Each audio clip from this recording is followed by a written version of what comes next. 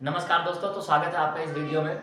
आज हम समझेंगे गंगा मतलब कि भारत की प्रमुख नदी तंत्र के बारे में। भारत में तो मेनली तीन ही बड़ी नदी है, एक तो है गंगा नदी, एक ब्रह्मपुत्र नदी और तीसरी सिंधु नदी। तो नदियों को दो कैटेगरी में रखा गया है, एक तो हिमालयी नदी मतलब जो पर्वत क्षेत्र से निकलती है, पर्वतीय नदी, और दूसरा प्रायद्वीपीय नदी। दो क्षेत्रों में मतलब कि दो विभागों में बांट दिया गया है, एक तो प्रायद्वीपीय नदी और दूसरा हिमालयी नदी, है ना। तो मतलब जो नदियां पर्वत से निकलती हैं वो पर्वतीय नदी, और दो नदियां यहाँ दक्कन प्रायद्वीप से निकलती हैं तो वो है प्रायद्वीपीय नदी। आज हम एक एक नदी के मतलब कि अच्छे से समझ लेते हैं। ये रहा हमारा भारत रफली पीडीएफ है, नहीं कि भारत का नक्शा का पीडीएफ दे दें आपको। भारत कुछ ऐसा ही हमारा, एडजस्ट कर लीजिएगा आप। ठीक है, ये रहा हमारा कुछ भारत रफली, सही बना। एक बार मैं देख लूँ, क्योंकि बोर्ड के पास से ना समझ में नहीं आता है ना। ये रहा हमारा भारत, और यहाँ पर आपको पता ही होगा कि पूरे के पूरे पर्वत भरे पड़े हैं। यहाँ पर पूरे के पूरे पहाड़ भरे पड़े ना। ये पूरा पूर्वोत्तर भारत में, पूरा पूर्वोत्तर भारत किससे भरा पड़ा है? पहाड़ से। पूर्वोत्तर में वो इसको क्या बोलते हैं? हाँ, पूर्वोत्तर भारत पूरा किससे भरा पड़ा है? पहाड़ों से। और जितनी भी नदियां हैं आपको पता ही होगा कि सारी की सारी नदियां पहाड़ों से ही निकलती हैं। एक यहाँ से तिब्बत में एक झील है, मानसरोवर झील, वहीं से तीन नदियां निकलती हैं। एक तो सिंधु नदी इधर से होते हुए जाकर के निकल जाती है, कहाँ पे? अरब सागर में, अरब सागर। और दूसरी इसी के नदी आती है सतलज। सतलज भी उसी मानसरोवर झील से निकलते ये आकर के सिंधु नदी में मिल जाती है। और यहाँ से तीसरी जो सबसे बड़ी नदी निकलती है, पूरी भारत की सबसे बड़ी जो नदी निकलती है वो है ब्रह्मपुत्र नदी। ब्रह्मपुत्र नदी भी आकर के बांग्लादेश में गिर जाती है। बांग्लादेश में गंगा नदी और ये ब्रह्मपुत्र दोनों एक साथ मिल करके जाकर के गंगा में गिर जाती है। और गंगा में किस जगह पे जाकर के गिरती है? गंगा में जिस मतलब कि वहाँ अरब प्रायद्वीप में, मतलब कि हाँ बंगाल की खाड़ी में जहाँ जाकर के गिरती है उसका नाम है सुंदरवन का डेल्टा। ठीक है, सुंदरवन के डेल्टे में पश्चिम बंगाल की खाड़ी में, मतलब वो तो बंगाल की खाड़ी है, तो पश्चिम बंगाल में सुंदरवन के डेल्टा में जाकर के ये नदियाँ गिर जाती हैं, जिसका नाम है गंगा और ब्रह्मपुत्र। यहाँ पर अभी गंगा को हम बाद में समझेंगे, पहले हम लोग इधर की नदियाँ समझ लेते हैं। ये हमारी जो आती है, कौन सी नदी है? सिंधु नदी। हम लोग आज समझ लेते हैं सिंधु नदी तंत्र। सिंधु नदी तंत्र।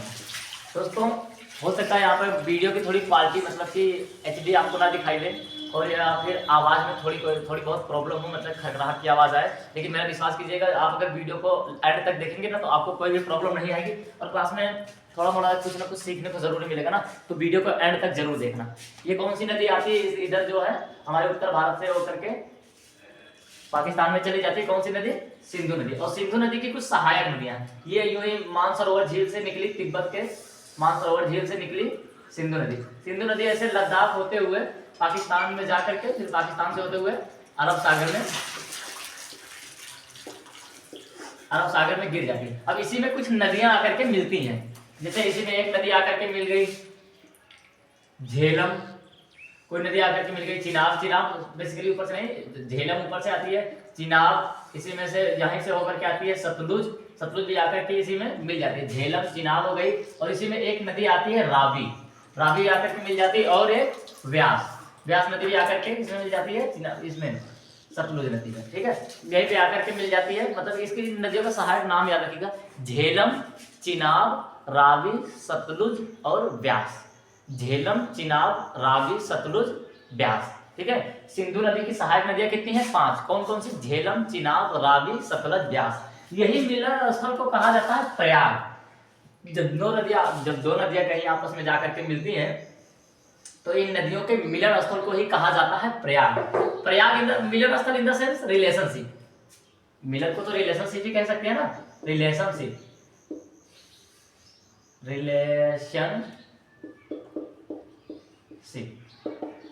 समझ आ रहा ना? ओ सॉरी भाई, तू तो सिंगल है तो रिलेशनशिप नहीं, इतना याद रखो। कौन सा?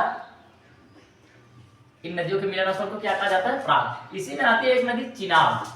चिनाबी नदी के मतलब कि चिनाबी नदी पर एक बांध बनाया गया है जिसका नाम है भाखड़ा नांगल।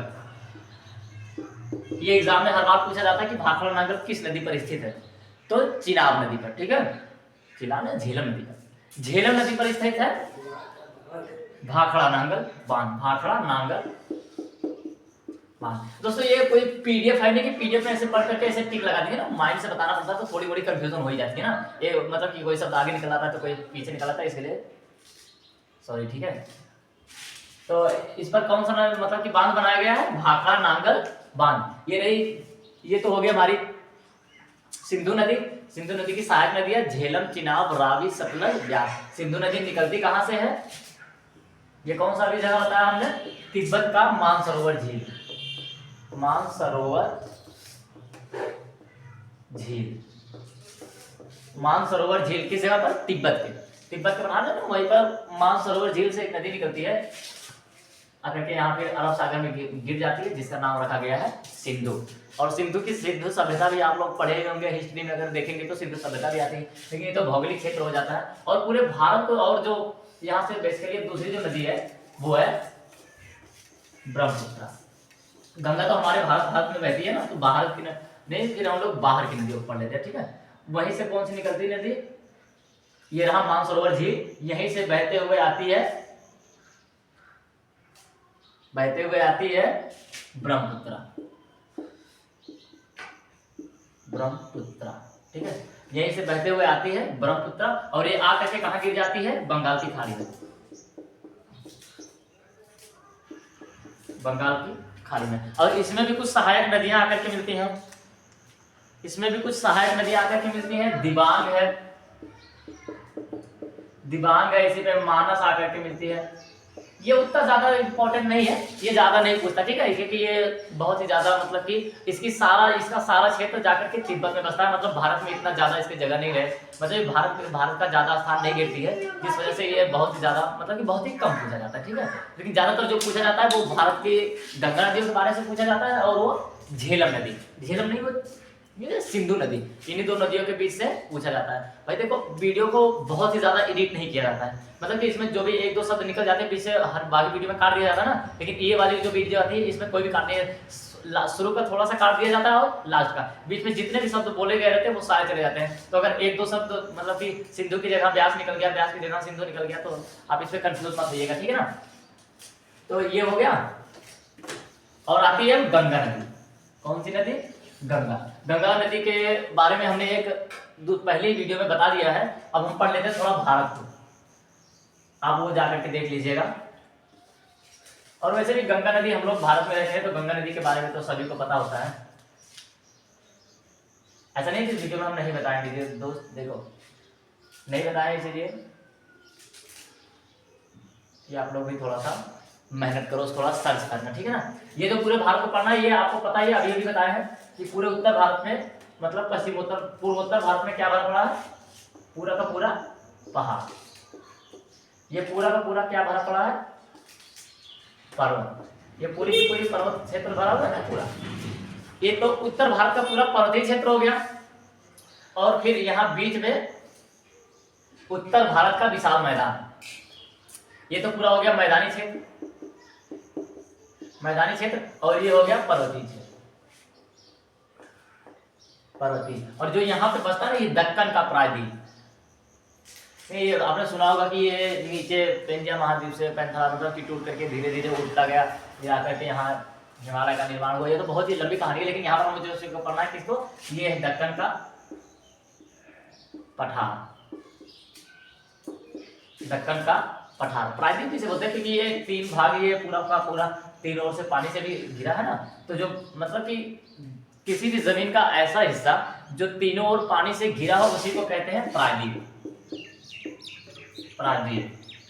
अगर चारों ओर पानी से छोटा हिस्सा घिरा पड़ा है तो उसे कहते हैं द्वीप। जैसे श्रीलंका, इसके नीचे देखेंगे तो द्वीप हो गए, और हमारा वो जो है ना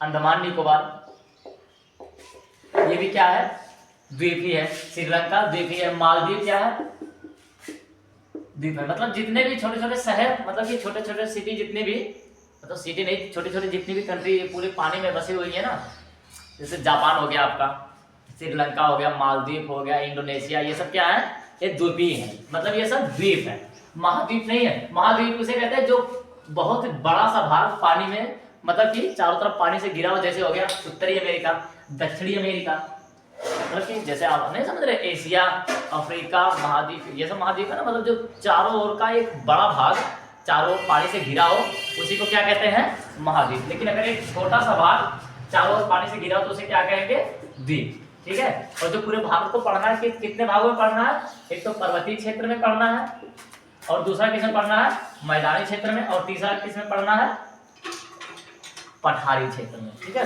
लेकिन और यहाँ पर सबसे अच्छी, जहाँ मतलब कि सबसे अच्छी जो जमीन होती है वो मैदानी क्षेत्र को माना जाता है, मैदानी क्षेत्र को। क्यों? क्योंकि यहाँ पर कृषि बहुत ही ज्यादा होती है।